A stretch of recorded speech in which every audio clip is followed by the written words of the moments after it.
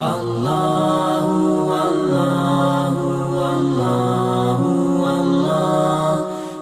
عبد المطلب کی پشت میں پہنچا. اللہ تعالیٰ نے انہیں 10 بیٹے عطا فرمائے. انہوں نے منت مانی تھی، اے اللہ اگر تو مجھے 10 بیٹے دے اور وہ جوان ہوں، تنو مند ہوں، تو میں ایک بیٹا تیرے راستے میں قربان کروں گا. جب حضرت عبداللہ جو کہ حضرت عبد المطلب کے چھوٹے فرزند تھے، ان کی عمر 18 سال ہوئی تو حضرت عبد المطلب کو اپنی منت یاد آئی. انہوں نے اپنے 10 بیٹوں کو بلایا، کہا بیٹا میں نے کعبہ کے رب سے یہ وعدہ کیا ہے کہ اللہ مجھے اگر 10 بیٹے دے گا تو میں ایک بیٹا اللہ کی راہ میں قربان کروں گا. اب تم بتاؤ تمہاری رائے کیا ہے. کہانی حرم کی پھر دوبارہ دہرائی جا رہی ہے. کہا رائے بتاؤ. 10 کے 10 بیٹوں نے گردن خم کر دی. کہا ایک بیٹے کو ذبح کرنا ہے. کہا جس کو چاہو. کہا نہیں میں قرعہ ڈالتا ہوں.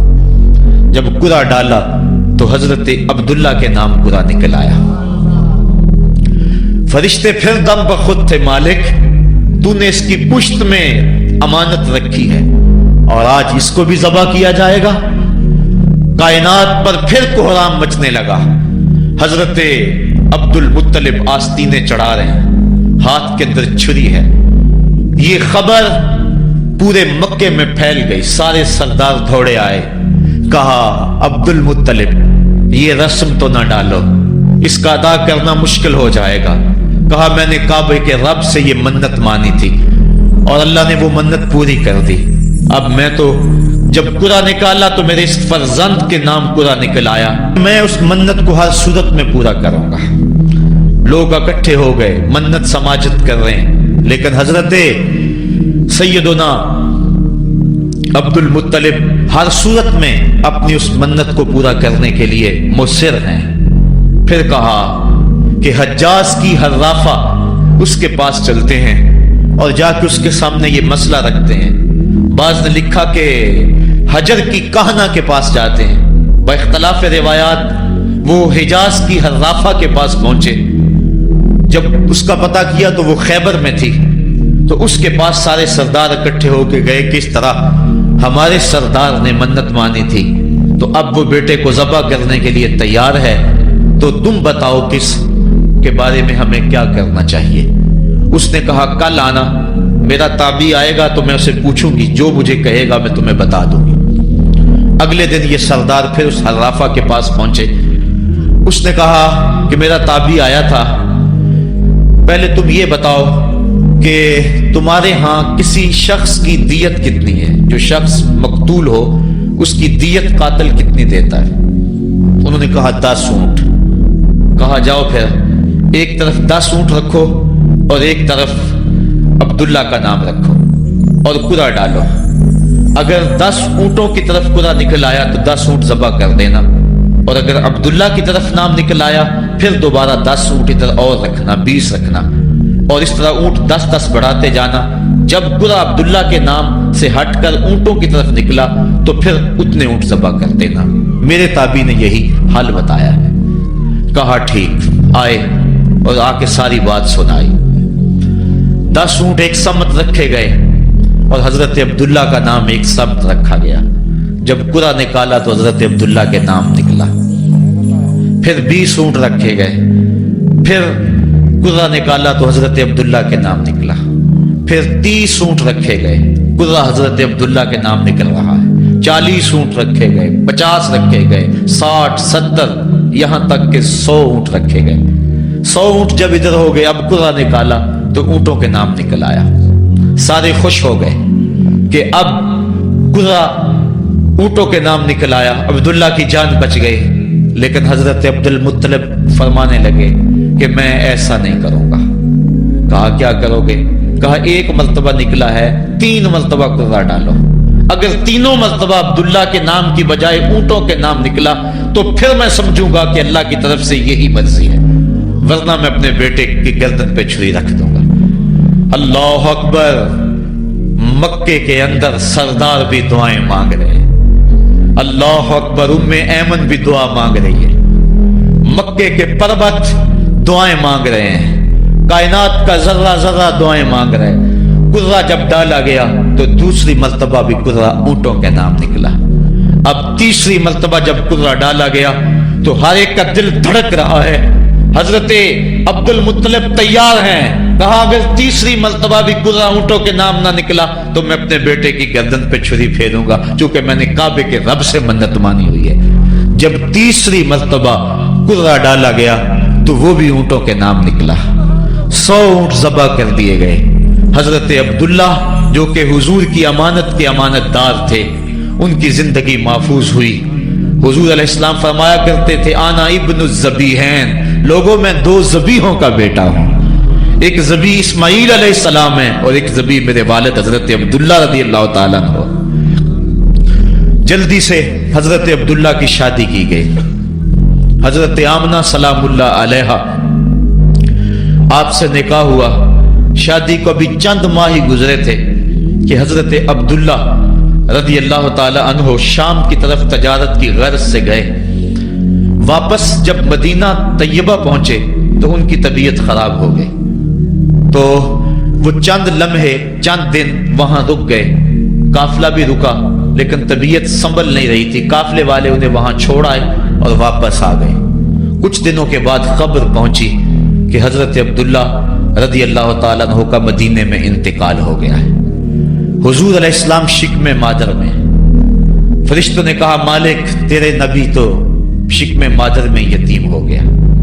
اے اللہ تیرا نبی تو شکم مادر میں یتیم ہو گیا. آواز آئی آنا حافظہ و آنا ناصرہ و آنا کافلہ، تم کیوں پریشان ہوتے ہو؟ میں اس کی حفاظت بھی کروں گا، اس کی مدد بھی کروں گا، اس کی کفالت بھی کروں گا.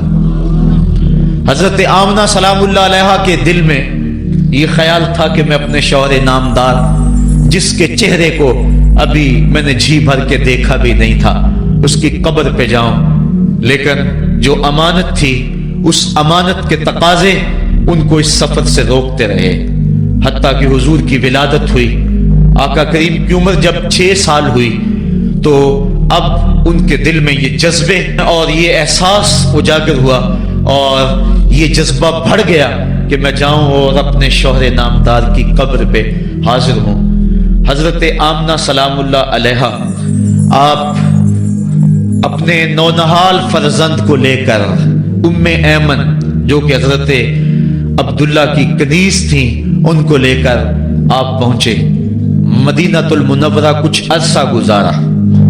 اللہ کے محبوب علیہ السلام کو کسی یہودی نے دیکھا تو اس نے یہ خبر گرم کر دی کہ وہ جو موعود نبی ہے جس کا وعدہ ہماری سابقہ کتابوں میں ہے وہ یہی ہے.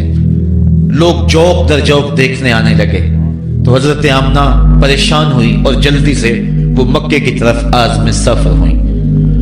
ابھی مکے سے 150 کلومیٹر کا فاصلہ باقی تھا کہ ابوا کے مقام پر حضرت آمنہ سلام اللہ علیہا کو سخت بخار ہو گیا اور حضرت آمنہ سمجھی کہ یہ میرا بخار جان لیوا ثابت ہوگا. تو انہوں نے ام ایمن کو بلایا. کہا لگتا ہے کہ یہ بخار میری موت کا باعث بنے گا. میں تمہیں وصیت کرتی ہوں کہ میرے بیٹے کو بحفاظت امیر قریش عبد المطلب تک پہنچا دینا. اور اس کے بعد حضور کو حضرت آمنہ نے بلایا، اپنے سامنے بٹھایا، سر پہ ہاتھ رکھا. حضرت آمنہ حضور سے کچھ باتیں کرنا چاہ رہی تھی. وادی ابوا کے اندر یہ منظر بڑا دلگداز تھا. حضرت آمنہ نے اب حضور کے سر پہ ہاتھ رکھا اور روتے ہوئے کہا، آنکھیں چھلکنے لگی. کہا بیٹا ہر نئی چیز نے پرانی ہو جانا ہے اور ہر باقی نے فنا ہو جانا ہے. میں بھی جا رہی ہوں وذکر باک وولد تو تہرا، لیکن سنو میرا ذکر نہیں مٹے گا. میں تیرے جیسا پاکیزہ بیٹا چھوڑ کے جا رہی ہوں. یہ آخری لفظ تھے حضرت آمنہ سلام اللہ علیہا کے. اس کے بعد حضرت آمنہ سلام اللہ علیہا آخری ہچکی لی اور حضور سے ماں بھی جدا ہو گئی. آقا کریم علیہ السلام نے اپنی والدہ کو وہاں دفن کیا ام ایمن کے ساتھ مل کے جیسے بھی ہو سکا. وہ کیا کسی نے کہا تھا تجھے کن پھولوں سے ہم کفن دیں؟ تو جدا ہی ایسے موسموں میں ہوا جب درختوں کے ہاتھ پھولوں سے خالی تھے۔ آقا کریم کی آنکھیں چھم چھم برس رہی ہیں۔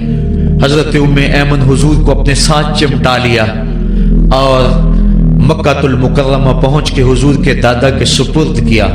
2 سال تک وہ حضور علیہ السلام کو اپنی کفالت میں انہوں نے رکھا۔ کعبۃ اللہ کے سائے میں ان کی مسند بچتی تھی اور ان کے بیٹوں میں سے اور قوم کے کسی فرد کو یہ ہمت نہیں ہوتی تھی کہ اس مسند کے اوپر بیٹھے، دور ہٹ کے بیٹھتے تھے، لیکن حضور جب آتے تو اس مسند کے اوپر چڑھ کے بیٹھ جاتے۔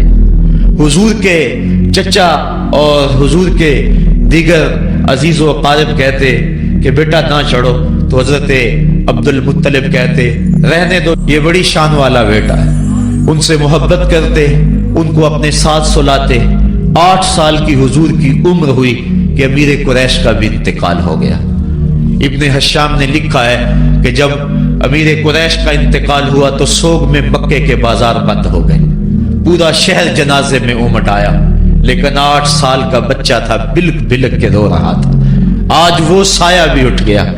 پھر چچا کی کفالت میں گئے اور انہوں نے جس انداز سے کفالت کی اور محبتوں کا ثبوت دیا وہ الفتوں کی ایک لمبی داستان ہے۔ 40 سال کی عمر ہوئی تو اللہ تعالیٰ نے حضور علیہ السلام کو نبوت کی ذمہ داریوں کے اعلان اور لوگوں تک پیغام حق کے ابلاغ کا حکم دیا۔ آقا کریم علیہ السلام جب پیغام حق لے کر میدان میں آئے تو گلی کوچوں اور بازاروں کے اندر مخالفتیں، نکتہ چینیاں، ناموافق حالات کے جکڑ اور مخالفتوں کی آندیاں چلنے لگیں۔ ابھی آپ سن رہے تھے کہ حضرت بلال حبشی کے ساتھ کیا سلوک کیا جاتا رہا، کس انداز کے ساتھ ان کے سینے پہ پتھر رکھ دیا جاتا۔ حضرت خباب بن ارد کے ساتھ کون سا سلوک کیا جاتا رہا، کون کون سے دکھ تھے جو روانہ رکھے گئے۔ حضرت زنیرہ ان کے گلے کے اندر کوڑا ڈال کر کوڑے کی رسی کو تاؤ دیے گئے، یہاں تک کہ ان کی آنکھیں باہر آ گئیں اور آنکھوں کی روشنی جاتی رہی۔ ابو جہل بولا اب بلانا اپنے محمد کو جو تیری آنکھوں کی روشنی کو واپس کرے۔ زنیرہ نے ہاتھ پھیلا لیے اور کہا عرش کے رب، میں ان آنکھوں کا نور کیا میرے بدن کے ٹکڑے ٹکڑے ہو جاتے، کبھی بھی تیرے سے زندگی نہ مانگتی، لیکن اب تیرے نبی کی عزت کا سوال ہے، میری آنکھوں کی روشنی واپس کر دے۔ روایات میں آتا ہے کہ اللہ نے حضرت زنیرہ کی آنکھوں کی روشنی واپس کر دی۔ تکلیفیں آئیں، دکھ آئے۔ مکے کے چوک کے اندر حضرت سمیہ کو نیزہ مار کر ابو جہل نے شہید کیا۔ یہ اسلام کی پہلی شہیدہ تھی جن کا خون مکے کے ریگزار کے اندر گرا۔ حضرت یاسر کو شہید کیا گیا۔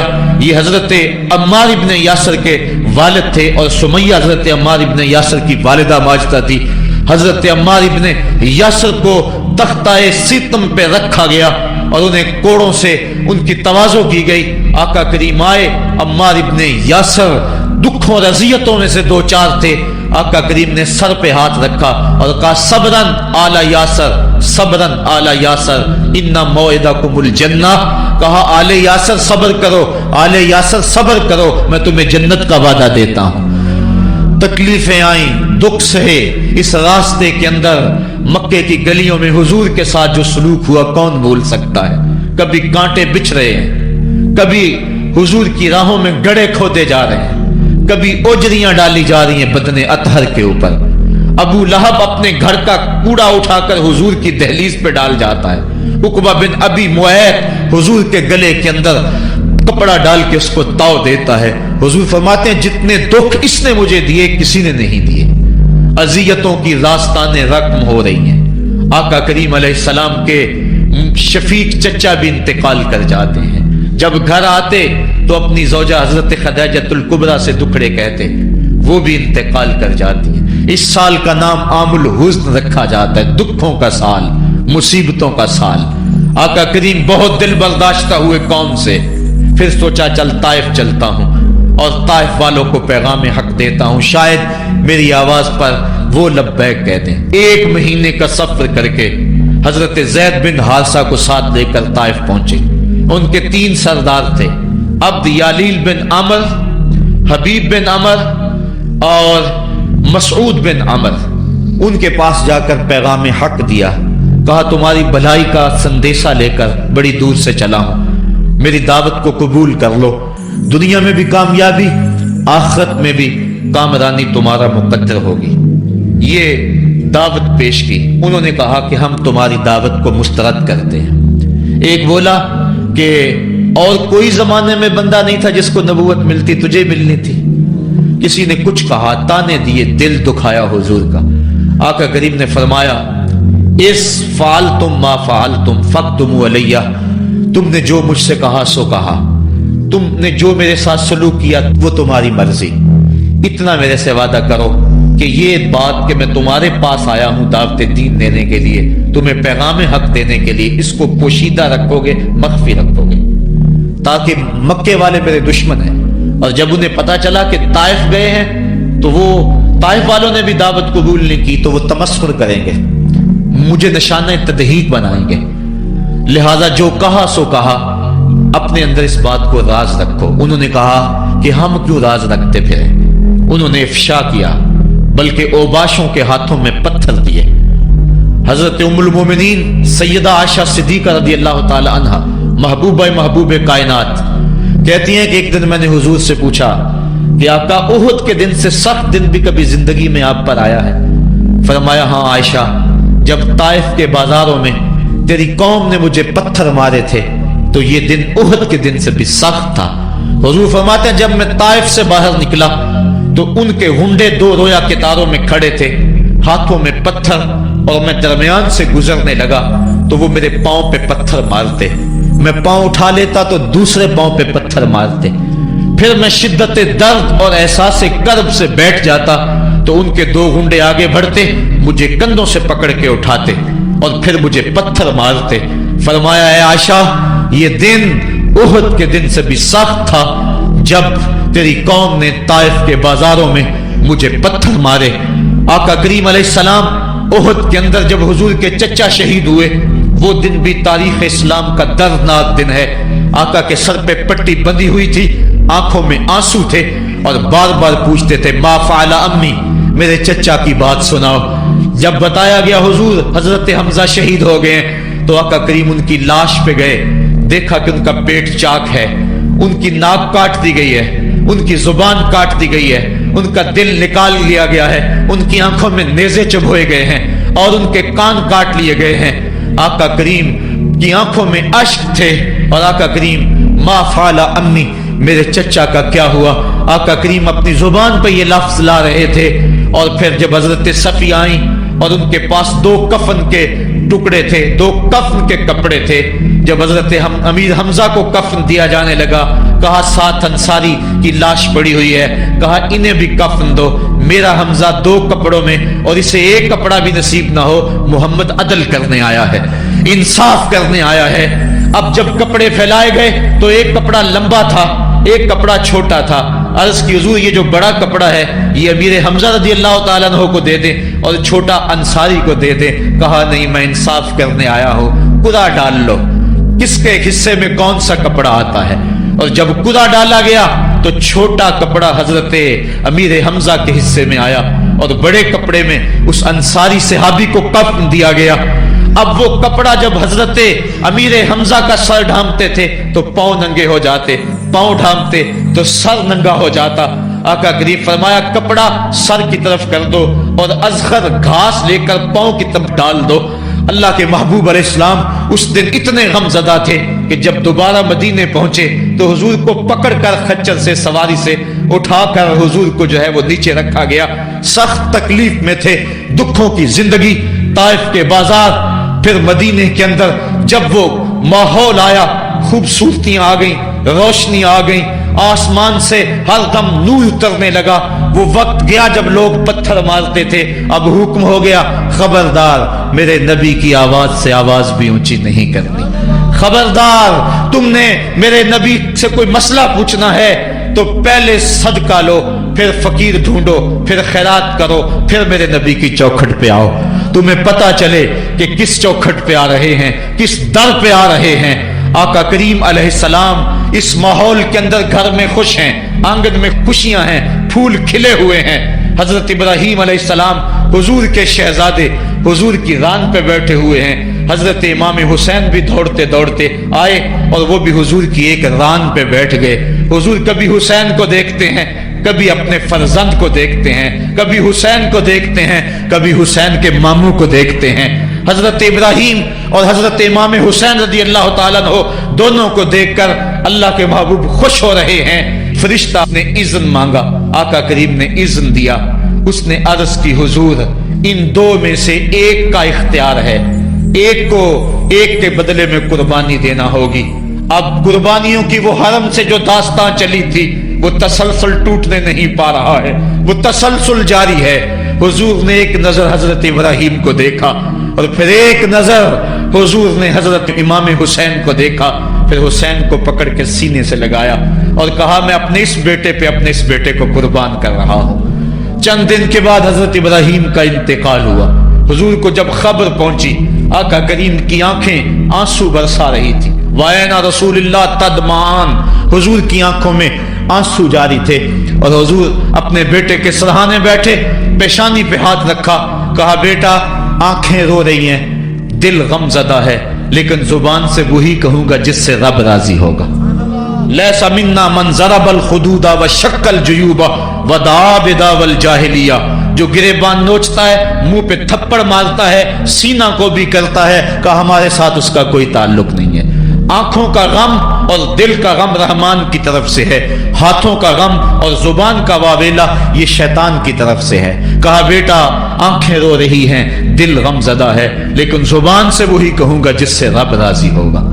अब इमाम हुसैन हुजूर की गोद में खेलते हैं, कभी हुजूर अपनी जुबान उनके मुंह में दे रहे हैं, कभी हुजूर उसको अपने कंधों पे सवार करा रहे हैं।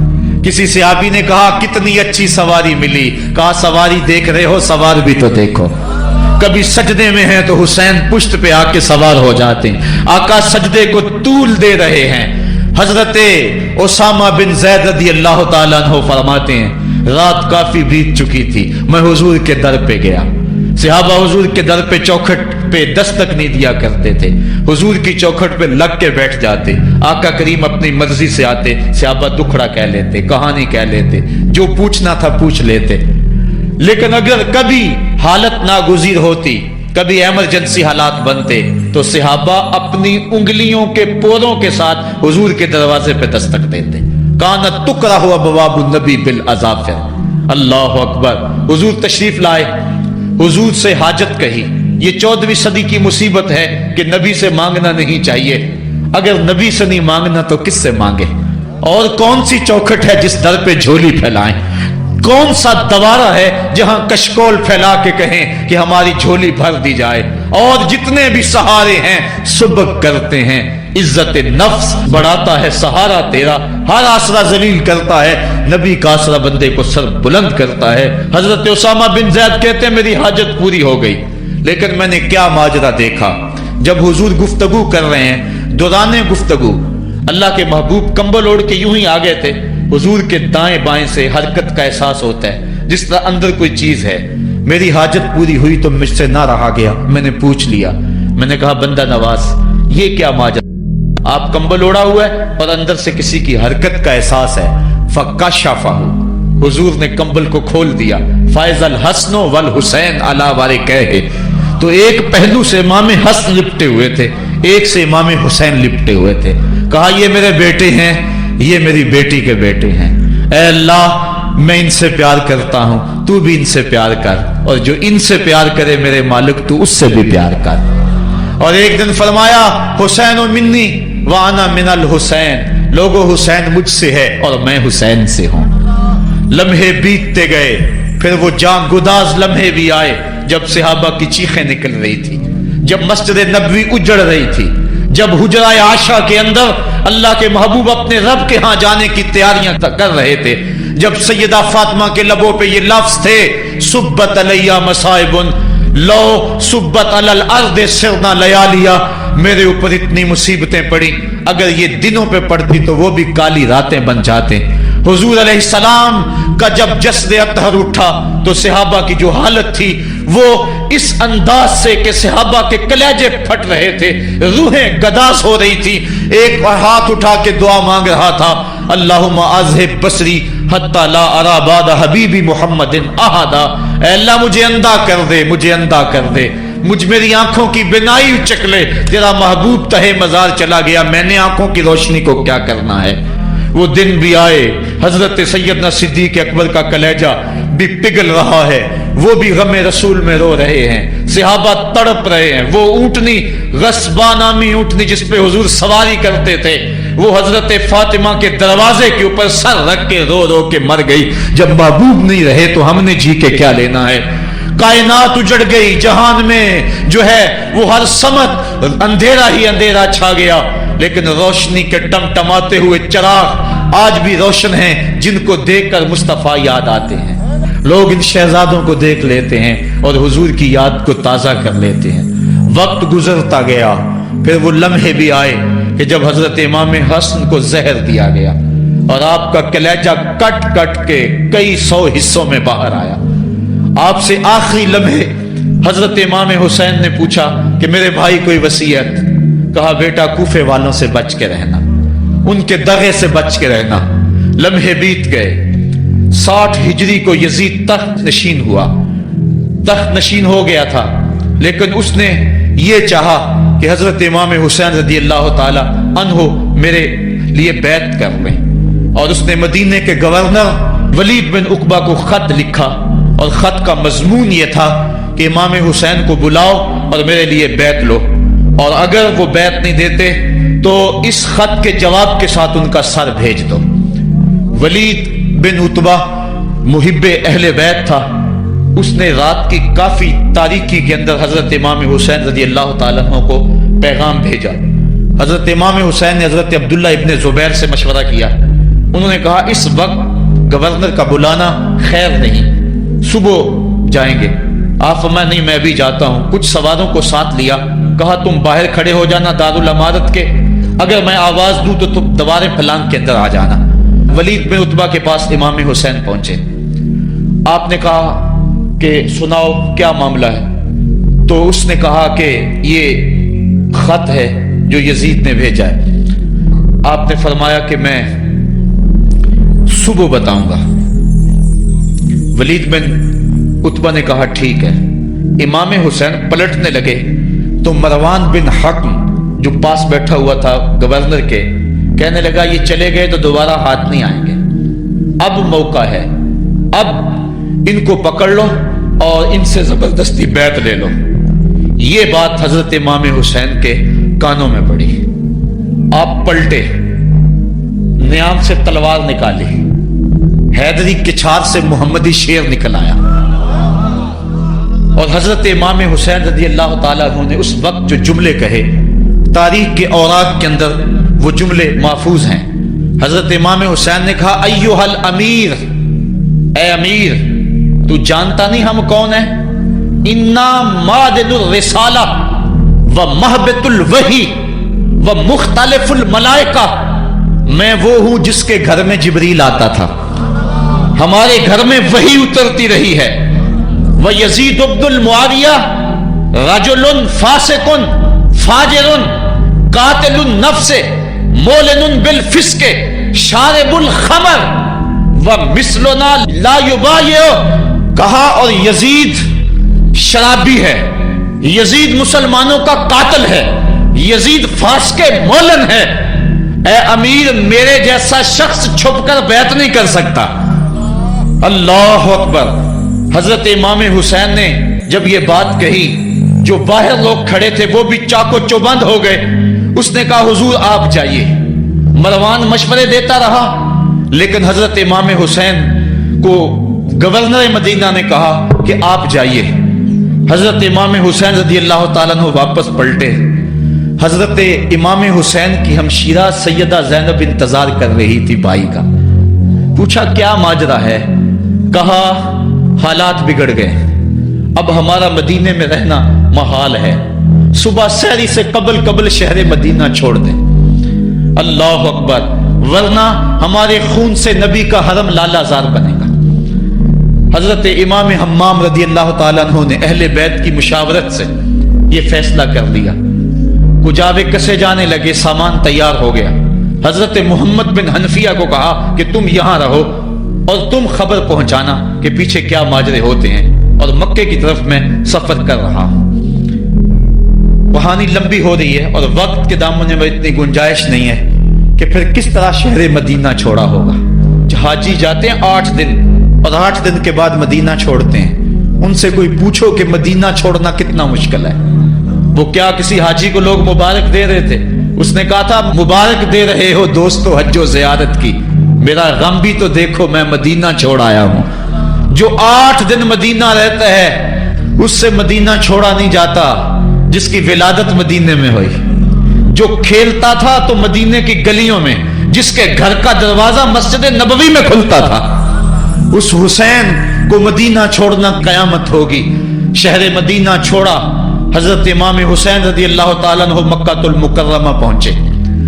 وہاں رمضان گزرا، حالات وہاں بھی بگڑتے گئے، مسلسل خط آتے رہے کوفے سے۔ کہانی طویل ہے۔ 8 ذوالحج کو حضرت امام حسین رضی اللہ تعالیٰ عنہ کوفے کی طرف عازم سفر ہوئے۔ حضرت عبداللہ ابن عمر، عبداللہ ابن عباس رضی اللہ تعالیٰ عنہما اور دیگر صحابی ہاتھ جوڑ کے کھڑے ہو گئے، بلکہ حضرت عبداللہ ابن عباس نے تو یہاں تک کہہ دیا کہ میں دیکھ رہا ہوں کہ وہاں تمہیں شہید کیا جائے گا، آپ اگر ضرور جاتے ہیں تو ان بچوں کو چھوڑ دیں۔ حضرت امام حسین فرماتے میرے غم گسارو، میرے پیارو مجھ کو نہ روکو، مجھ کو جانے دو، مجھے نانے کے دی کی ڈوبتی کشتی بچانے دو۔ میں جاتا ہوں کہ دنیا پر وفا کا نام رہ جائے، میں رہوں نہ رہوں پر عظمت اسلام رہ جائے۔ میں نہیں جاتا تو نبی کے گھر کی آن جاتی ہے، لوگوں تمہارا دین جاتا ہے، میری غیرت ایمان جاتی ہے۔ کہا مجھے جانا ہوگا۔ 8 ذوالحج کو لوگ کعبہ کی طرف آ رہے ہیں اور کعبہ دلہن کی طرح سنورا ہوا ہے، طواف کرنے والوں کا جھرمٹ ہے، حاجی حج کرنے آ رہے ہیں، لیکن حضرت امام حمام کسی اور حج کی تیاری کر رہے ہیں۔ کسی نے کہا حج تو کر جائیں، اتنی مرتبہ مدینے سے پیدل چل کے آئے اور آج تو مکہ المکرمہ میں موجود ہے۔ کہا پیچھے ہٹو، جو حج میں کرنے جا رہا ہوں وہ انوکھا ہوگا، وہ نرالا ہوگا، تم بھی طواف کرو گے، میں بھی طواف کروں گا، تم طواف کعبۃ اللہ کا کرو گے اور میں خیموں کا طواف کروں گا۔ ایک حج تمہارا ہے، ایک حج میرا ہے، تم وہ سے لوگے کس کے حجر اسود کے، میں اپنے فرزند کا منہ چوموں گا۔ لوگوں ایک طواف تمہارا ہوگا، ایک طواف میرا ہوگا، تم آب زمزم پیو گے، میں پیاسا رہوں گا، اور تم کبھی صفا پہ کبھی مروہ پہ دوڑو گے، میں کبھی علی اکبر کی لاش اٹھانے جاؤں گا، کبھی میں قاسم کی لاش اٹھانے جاؤں گا، کبھی اون محمد کے تڑپتے ہوئے لاشوں کو اٹھانے جاؤں گا۔ لوگوں ایک حج تمہارا بھی ہے، ایک حج میرا بھی ہے۔ جب تم حج کر لو گے تمہاری سائی مکمل ہو جائے گی تو تم سر مڈا کے احرام کھول دو گے، اور جب میری سائی مکمل ہو جائے گی تو میں سر کٹا کے احرام کھول دوں گا۔ تم سفید احرام پہنو گے، میں سرخ احرام پہنوں گا، اور وہ حج قیامت تک کے آنے والے حجوں کی آبرو ہوگا۔ حسین اگر نہ شہید ہوتا تو آج گھر گھر یزید ہوتا، اسلام کی عظمت عیاں نہ ہوتی، خدا کے گھر میں اذان ہوتی، بار الہ نوحہ سناتا پھرتا، تا روز جزا اشک بہاتا پھرتا۔ امداد نہ کرتے اگر کربلا میں حسین، اسلام تیرا ٹھوکریں کھاتا پھرتا۔ کربلا کی تپتی ہوئی ریگزار میں حضرت امام حسین نے جبر و ظلم کے خلاف جس قوت سے کھڑے ہو کر عظیمت کی داستان رقم کی۔ 10 محرم کا دن تھا، جمعے کا یوم سعید تھا، بھیچ کربلا کے میدان میں دوپہر کے وقت جب نبی کا خاندان اجڑ رہا تھا، ایک ایک کلی اس چمن کی کٹ رہی تھی۔ 72 افراد 22,000 کے لشکر جرار کے مقابلے میں کھڑے تھے۔ وہ یزید جس نے اس کے علاوہ بھی بڑے جرم کیے، جس نے جو ہے وہ 1700 صحابہ کو مکہ المکرمہ میں شہید کیا، جس نے 700 حفاظ کرام کو شہید کیا، جس نے حضرت ابو سعید خضری کی داڑھی نوچ لی، جس نے مدینے کے اندر مسجد نبوی کے اندر گھوڑے باندھے، جس نے جو ہے وہ 3 دن تک مسجد نبوی کے اندر اذان نہ ہونے دی، وہ یزید آج کربلا کے تپتے ہوئے ریگزار کے اندر آل رسول کے ساتھ ظلم کی وہ داستان رقم کر رہا تھا کہ قیامت تک آنسو سسکیاں نہیں تھمنے پائیں گی. یزید مر گیا، اس کا نام مٹ گیا، اس کا تشخص مٹ گیا، لیکن حسین کا نام آج بھی زندہ ہے، اس کا پیغام آج بھی زندہ ہے. یہ ہزاروں کا مجمع، یہ امٹتے ہوئے محبتوں کے جذبات، یہ آنکھوں کا آنسوؤں کا خراج دینا، کیا یہ حسین ابن علی کی زندگی کی دلیل نہیں ہے؟ کون ہے جو یزید کا نام لیتا ہو؟ آج اگر کوئی یزید کا نام لیتا بھی ہے تو سر جھکا کے لیتا ہے. میں کہتا ہوں کیسا تمہارا لیڈر ہے جس کا نام لینے سے قبل شرمندہ ہوتے ہو، جس کا نام لیتے ہوئے شرمندہ ہوتے ہو، جس کا نام لینے کے بعد پسینہ پسینہ ہوتے ہو. تم اپنے قائد اور لیڈر کا نام لیتے جھجکتے ہو، گردن جھکا کے دائیں بائیں دیکھ کے نام لیتے ہو، اور جب ہم نام اپنے آقا کا لیتے ہیں سر اٹھا کے لیتے ہیں. اے حسین ابن علی تم پر سلام.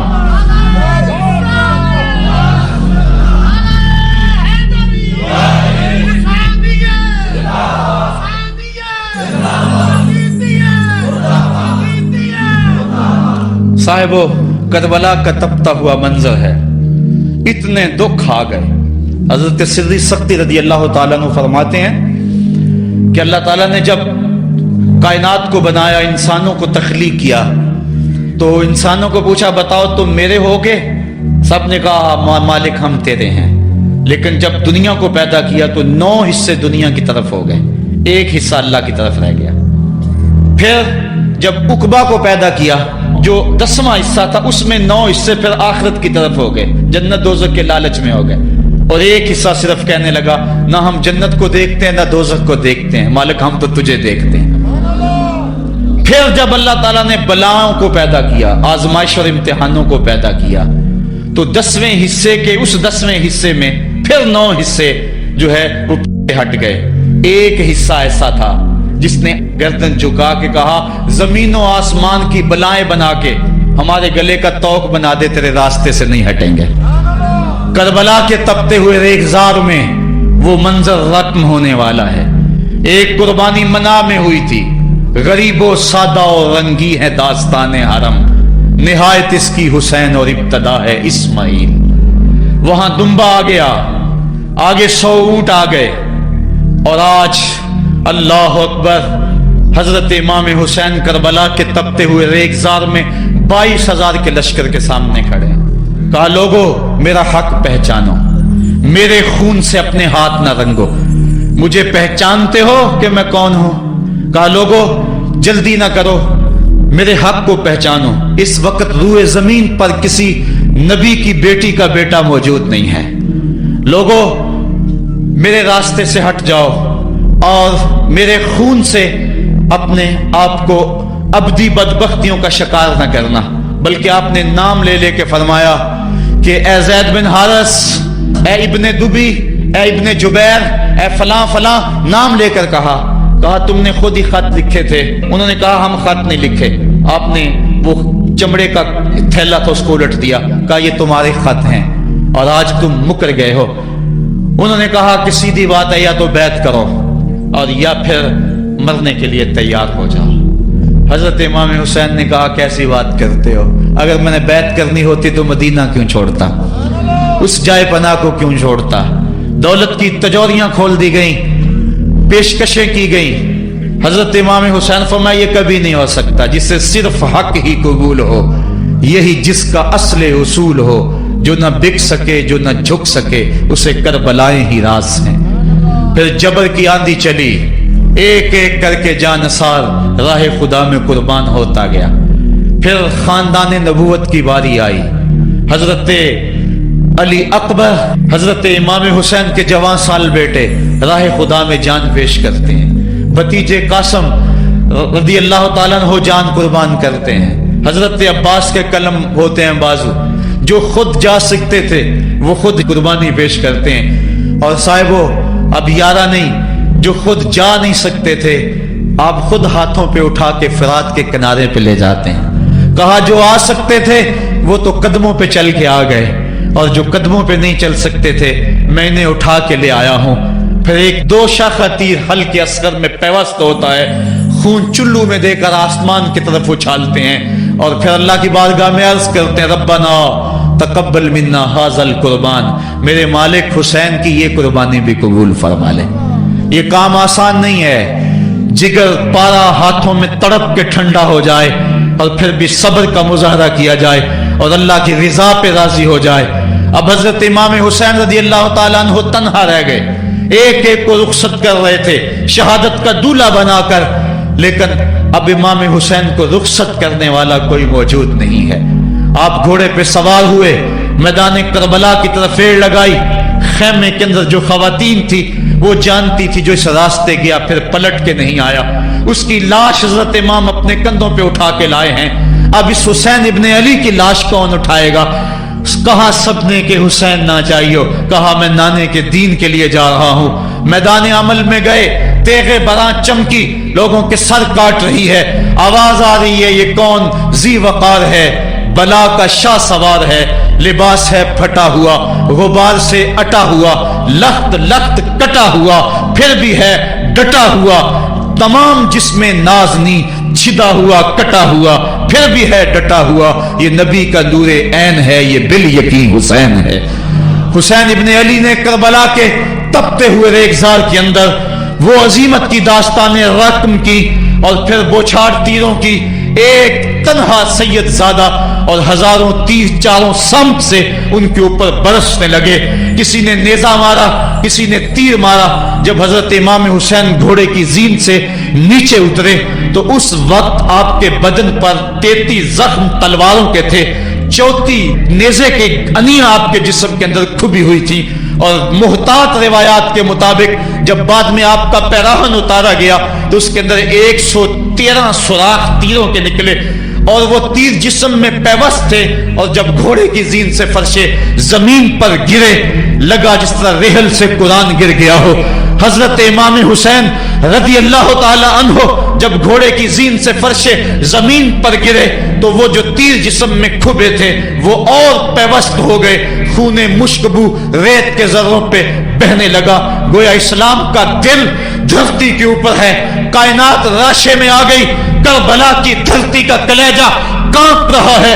حضرت ام سلمہ کو حضور نے کربلا کی مٹی دی، کہا جب یہ خون بن جائے تو سمجھ لینا کہ میرا حسین شہید کر دیا گیا ہے۔ وہ مدینے کے اندر خواب دیکھتی ہیں کہ آقا کریم علیہ السلام داڑھی مبارک کے اندر گرد مبارک پڑی ہوئی ہے اور بال الجھے ہوئے ہیں، گھبرا کے اٹھ کھڑی ہوئی کہ کیا ماجرا ہے، اور جلدی سے اس شیشی کو دیکھا تو وہ شیشی کا جو مٹی رکھی ہوئی تھی وہ خون بن گیا تھا، اور آپ نے کہا اہل مدینہ سن لو، حضرت امام شہید کر دیے گئے ہیں۔ ادھر امام حسین خون اور خاک کے اندر تڑپ رہے ہیں اور آپ کے جسم نازک پر برچھیوں، تیغوں اور تلواروں کے ساتھ جو ہے وہ لوگ وار کر رہے ہیں۔ سنان بن انس نخی آگے بڑھا لیکن سر کاٹنے کی ہمت نہ پڑی، اس نے نیزہ مارا اور آپ کے گلے کے قریب وہ نیزہ پار کر گیا اور خون کا فوارہ پھوٹا۔ زرع بن شریک نے آپ کی پیشانی پہ نیزہ مارا، آپ گھبرا کے گرے، اٹھے اور پھر گر گئے، اور پھر آپ نے اپنی پیشانی سجدے میں رکھ دی، اپنا خون جو تھا وہ چہرے پہ مل لیا۔ حسین نے سرخ رنگ کے خون کا جو خضاب تھا وہ اپنے داڑھی پہ لگا لیا کہ کل میں اپنے نانا کو یہ رنگت بھی دکھاؤں گا۔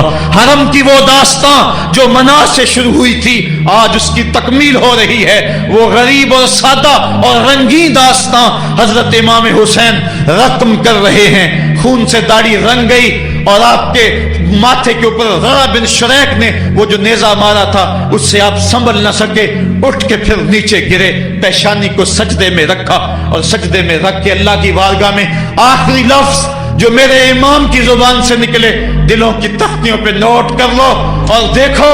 اللہ تعالیٰ کے بندے حضرت خلیل نے دعا مانگی تھی، اے میرے مالک، اے میرے مالک، میں اس جگہ تے اپنی ذریت اولاد کو چھوڑ کے آباد کر کے جا رہا ہوں اور دعا کرتا ہوں کہ وہ نماز کو قائم رکھیں۔ آج اس دعا کی تکمیل کا منظر لوگوں کے سامنے ہے کہ 113 تیر جسم میں کھبے، 34 تلواروں کے گھاؤ، اور وہ بھی راوی کہتے ہیں کہ ایک ایک گھاؤ میں کتنی کتنی تلواروں کے زخم تھے اور نیزے کی انیاں جسم میں کھبی ہوئی تھی۔ آپ کے کلیجے کے اندر نیزے کی انی کو توڑ دیا گیا تھا۔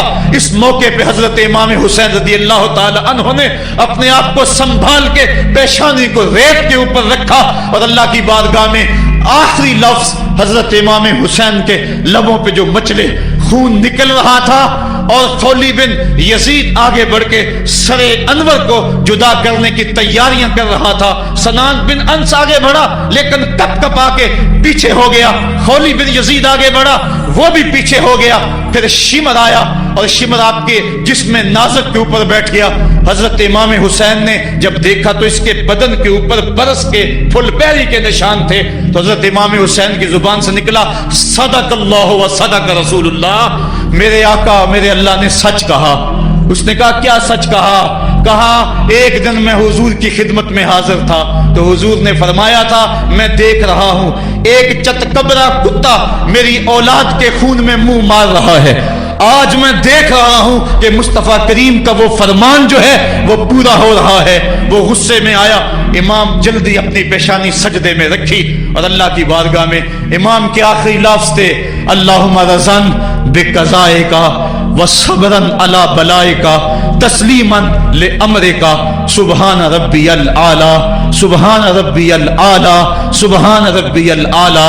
مالک بھائی بیٹے بھتیجے بھانجے جانثار آیان و انصار سب کچھ لٹا کے عباس کے بازو کٹا کے جو جا سکتے تھے انہیں بھیج کے جو جا نہیں سکتے تھے خود اٹھا کے لے جا کر کے عباس کے بازو قلم کروا کے یہ خیمے کے اندر بچیاں یتیم ہو گئی ہیں، سہاگ اجڑ گئے ہیں، میرے مالک سب کچھ لٹا کے نبی کا گھر اجڑ گیا، ایک ایک پتی گر گئی، جن کو بلایا گیا تھا آج ان کی میزبانی تیروں تلواروں اور نیزوں سے ہوئی، لیکن مالک تو دیکھا میری زبان پہ ہائے نہیں آئی، میں نے اف تک نہیں کی، زخم پہ زخم کھا کے جی، خونے جگر کے گھونٹ پی، آہ نہ کر لبوں کو سی، یہ عشق ہے یہ دل لگی نہیں، یہ محبت ہے۔ یہاں لوگ مصلوب بھی ہوتے ہیں، یہاں لوگ سولی بھی چڑھتے ہیں، حکم ہوتا ہے خبردار اگر آہ بھی کی تو صابروں سے نام کاٹ دوں گا۔ کہا مالک اللہم رضن بے قضائے کا، جو تقدیر تھی میں اس پہ راضی ہو گیا،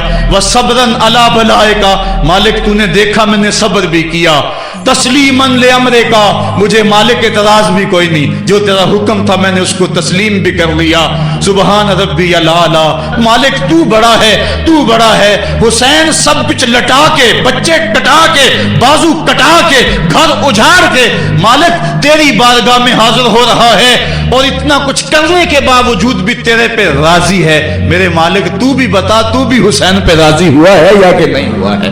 تو بھی حسین پہ راضی ہوا ہے کہ نہیں ہوا؟ آواز آئی اس پیاسے پر علی شیر خدا کو ناز ہے، اس نواسے پر محمد مصطفیٰ کو ناز ہے۔ اوروں نے بھی سجدے کیے پر اس کا عجب انداز ہے، اس نے وہ سجدہ کیا جس پر خدا کو ناز ہے۔ اے حسین ابن علی تم پر سلام، میرے ساتھ مل کے کہہ دو اے حسین ابن علی تم پر سلام، اے حسین ابن علی تم پر سلام۔ یہی وقت تھا جب خاندان نبوت لٹ رہا تھا، دوپہر کا وہی سما وہی لمحے، ان ہواؤں کو ہاتھ جوڑ کے کہو ہمارا سلام کربلا والے آقا کے حضور پہنچا دے اور عرض کرو اے حسین ابن علی تم پر سلام، نازش آل نبی تم پر سلام، تم پہ لاکھوں رحمتیں لاکھوں سلام، اے شہیدان محبت کے امام، لالا گوں لالا بدن لالا کفن، اے چمن اندر چمن، زندگی ہی زندگی تیری حیات، اے حیات اندر حیات، افتخار ملت بیضا ہے تو، رب کعبہ کی قسم یکتا ہے تو، فخر کا دل میں دریچہ باز کرنا چاہیے، جن کا تو آقا ہے ان کو ناز کرنا چاہیے۔ ہم واہ حسین والے ہیں آ حسین والے نہیں ہیں۔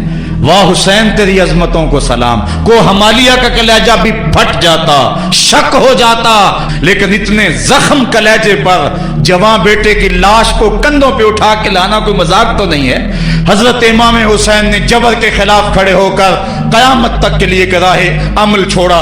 حضرت اقبال خراج پیش کرتے ہیں آ امام عاشقاں پورے بطول، سروے آزاد دبستان رسول، اللہ اللہ بائے بسم اللہ پدر، مانائے ذبح عظیم آیت بسر، سرخ رو عشق غیور از خونہو، شوخی این مصرع از مضمون او تا قیامت قط استبداد کرد موج خون او چمن ایجاد کرد. اقبال کہتا ہے کہ عشق غیور کے چہرے پہ جو سرخی اور باقپن ہے وہ حسین ابن علی کے خون کا صدقہ ہے. قیامت تک کے لیے جبر کے خلاف جتنی بھی قومیں اٹھیں گی اور جتنے بھی لوگ میدان عمل میں آئیں گے، میں ہر سال کہا کرتا ہوں کہ سب کا قائد حسین ابن علی ہوگا. مہاتما گاندھی نے جب اپنی قوم کو کہا برطانوی سامراج کے خلاف کھڑے ہو جاؤ، اور قوم سے خطاب کرتے ہوئے مہاتما گاندھی ہندو نے کہا کہ تم کہو گے وہ حکومت جس کی سلطنت میں سورج طلوع اور غروب بھی ہوتا ہے، اس سے ٹکرانا حماقت ہے، خودکشی کرنے کے مترادف ہے. لیکن اس کے باوجود میں کیوں کہہ رہا ہوں کہ اس سامراج کے خلاف کھڑے ہو جاؤ؟ مہاتما گاندھی نے کہا تھا اس لیے کہ میرے سامنے حسین ابن علی کا کردار موجود ہے. آج پوری دنیا کے اندر ظلم اور جبر کی ہوائیں چل رہی ہیں، اور اس وقت امت مسلمہ کو کردار حسین ادا کرنے کی ضرورت ہے. اگر ہم نام حسین ابن علی کا لیں اور کرتوتیں اور لچھن سارے یزید والے ہوں تو یہ لفظ لفظ حرف حرف اور قدم قدم حضرت امام حمام سے منافقت ہے. اور اگر میں نام حسین لیتا ہوں تو گھر بھی اجڑ جائے، حق کا پرچم کبھی نہ گرنے دوں. میں اور آپ اس عزم کے ساتھ میدان عمل میں اتریں. ادارۃ المصطفیٰ کسی تنظیم کا نام نہیں، یہ ایک فکر کا نام ہے، ایک تحریک کا نام ہے، ایک مشن اور ایک انقلاب کا نام ہے. یہ روحوں میں ہلچل پیدا کرنے کے جذبوں کا نام ہے. یہ مصطفیٰ کریم کے در پہ سلامی دینے کا نام ہے. یہ اپنا سب کچھ مصطفیٰ جان رحمت پہ قربان کر دینے کا نام ہے. آؤ ادارۃ المصطفیٰ کے پلیٹ فارم پہ آپ میدان عمل پہ نکلیں. حضرت امام حسین نے اسلام کے گرتے ہوئے پرچم کو تھام لیا اور جبر کی آندھیوں کے مقابلے کے اندر بھی اس پرچم کو خم نہیں ہونے دیا. آج میں اور آپ ان کا مشن، ان کی فکر لے کر میدان عمل میں نکل آئیں. قرآن کا پھریرا بنا کر، قرآن کا پرچم ہی سینوں میں تھام کر، اہل بیت کی محبت اپنے سینوں میں لے کر میدان عمل میں نکلیں اور قرآن کی دعوت گھر گھر دیں. اور اب رکنا نہیں، اب تھمنا نہیں، فردوس میں جا کے دم لینا، آفاق کے ہر ہر گوشے میں قرآن سنا کے دم لینا. اب یہ اٹھنے والے قدم آگے بڑھتے رہیں. یہ درس قرآن کا جو قافلہ ملک کے طول و عرض کے اندر روا دوا ہے، اس میں ایک جوش پیدا ہو جائے اور اس کے اندر ایک انقلاب پیدا ہو جائے. کوئی گھر ایسا نہ رہے، کوئی بستی ایسی نہ رہے، کوئی کان ایسا نہ رہے جس کان تک قرآن کا نغمہ نہ پہنچنے پائے. ادارۃ المصطفیٰ کے جوان سال مبلغ گلی گلی کوچے کوچے پھیل جائیں، اور جو داعی ہیں، دعوت دینے والے ہیں، اگر وہ خود پیغام پہنچا سکتے ہیں تو اشہد بلال عند اللہ اشہد، بلال کی اشہد بھی اللہ کو قبول ہے. وہ ٹوٹے پھوٹے لفظ لے کر میدان عمل میں نکل آئیں، ورنہ وہ سیڈیز لے لیں، وہ اور کتب لے لیں، وہ دین کا نعرہ لے لیں، وہ پیغام حق لے لیں، اور گلی گلی کوچا کوچا اسوہ شبیری اور نام حسین کی دہائی دیتے چلے جائیں.